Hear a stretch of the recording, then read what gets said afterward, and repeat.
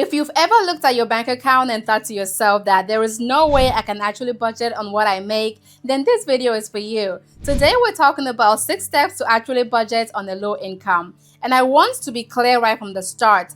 This is not about suffering through your finances or feeling guilty about every dollar you spend. This is about being intentional, because when money is tight, every single dollar has to count. And once you know exactly what to do with it, everything changes. Hey everyone, I'm Fawani. I'm a former budget analyst who served on active duty for the military and the US government as well. I now teach personal finance to hardworking people just like you to help them save, get out of debt, and start investing for retirement and build wealth as well. If that is your kind of content, then make sure you subscribe so you don't miss a thing. Now, let's get into these 6 steps to budget on a low income. Step number 1, and this is where so many people go wrong right from the start, is to know exactly how much money is actually coming in each month. I used to do this thing where I would just estimate my income and round up a little in my head because it felt better. And then I would wonder why my budget never worked. And the reason it never worked was just because I was building a plan around a fake number. You can't manage money you don't actually have. So here's what I want you to do. Sit down and list out every single source of income. Your job, your side hustle, child support, benefits, anything that comes in. If your income is irregular, then use your lowest month. You can always adjust up, but you can't adjust down after you've already spent the money. Step number 2, before anything else gets paid, before subscriptions, before dining out, and before anything, you have to protect your 4 walls. That is food, utility, shelter, and transportation. Think of it this way. Your 4 walls are the foundation of your financial house. If that foundation is cracked, then nothing else stands. It does not matter how good you are with your money elsewhere if your lights are off and your rent is overdue. I know it can feel overwhelming when you sit down and look at all of your expenses at once. Trust me, I've been there. But what helped me was simply asking one question first. Are my basics covered? Once I started there, the rest of the budget became so much easier to organize. Here is the order that works. Cover your 4 walls first, and then cover the essentials like insurance and childcare, and then cover your financial goals like savings, debt payoff, and investing. Anything else after that can be covered last. Step number 3, and this is the one that genuinely changed how I look at money, is to give every dollar a job before you spend any dime. This is called zero-based budgeting, and the idea behind it is simple. You take your income, you subtract any planned expense, and then you work until you get to zero. Not $0 in your bank account, but $0 unassigned, meaning that every dollar has somewhere to go before the month even starts.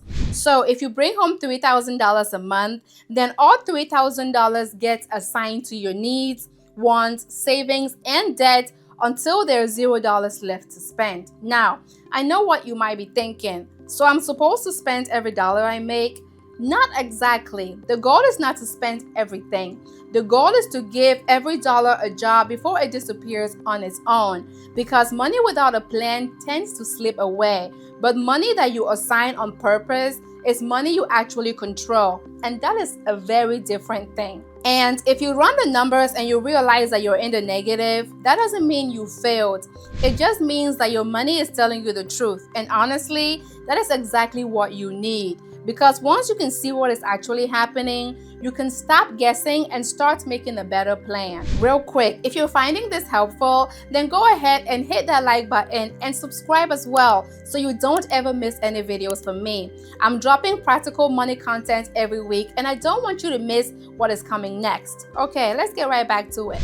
Step number 4, once you see your full budget laid out, is to cut the expenses that are quietly draining your wallet. You need to look at your last 3 months worth of bank statements to see the unnecessary things that you've spent your money on, because it's time for you to be honest about what needs to go.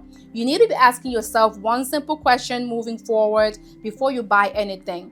Is this purchase moving me towards my goal or away from it? Do you have streaming services that you forgot you signed up for? Cancel them. Are you ordering food 4 nights a week when you have groceries at home? Scale that back. Are you buying things on sale just because they're on sale and not because you actually need them? That one gets so many of us, myself included. And here's a rule that helped me. If you're not going to buy it at full price, then you don't need to buy it on sale either. A discount on something you don't need is still money spent and money wasted. Go through your expenses line by line and ask yourself, do I actually use this thing that I purchased 2 months ago? Does it bring me real value? Does it actually fit the life I actually live right now? Be honest, because that honesty is what is going to lead you to make better financial decisions. Step number 5, before you focus on any big financial goals or before you aggressively tackle debt, is to save $1,000 as your starter emergency fund. I know that might sound like a lot when money is already tight, but here is the truth. Without a safety net, every single unexpected expense is going to become a financial emergency. And financial emergencies on a tight budget almost always lead to debt. And debt on a low income is a hole that gets harder and harder to climb out of. A flat tire, a medical copay, and a broken appliance are all things that we can't avoid. Such things will someday happen to all of us, and it's not if, it's when. And that is why you need the $1,000 emergency fund, because it is the wall between you and a credit card. So get that wall built first. Even if you can only put $50 aside this month, just go ahead and start. Progress is progress. And once that cushion is in place, you're going to feel a kind of calm around your finances that you've probably never felt before. Now, step number 6, if you've gone through every single step, you've cut everything you reasonably can, and the math still is not working, then it's time to look at the income side of the equation and earn more money. And I say this with so much grace because I know this is not always easy to hear, but sometimes the budget is not balancing because the income is simply not enough. And that is a simple math problem. The good news is that math problems have solutions, and your solution is to pick up extra hours at your current job. Start a small side hustle like driving, freelancing, and selling things you no longer use at home. Ask for that raise you've been putting off.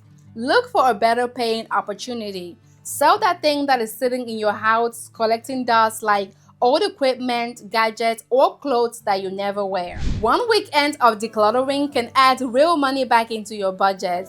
And this might be a temporary fix to your budget, but if you want something more long-term, then think about what skills you have that can earn you more. Because a budget is a tool, and tools work best when the resources behind them are growing. So all these steps are about making sure that your money is working for the life you actually want to build. And the best way to do that is to list your income. Cover your 4 walls, give every dollar a job, cut what is draining you, and build your safety net, as well as grow your income when you need to. Now take these steps and look at your finances this week, and then let me know in the comments, what is the one step you're going to start today? Thank you so much for being here. I'm Fawani, and you got this.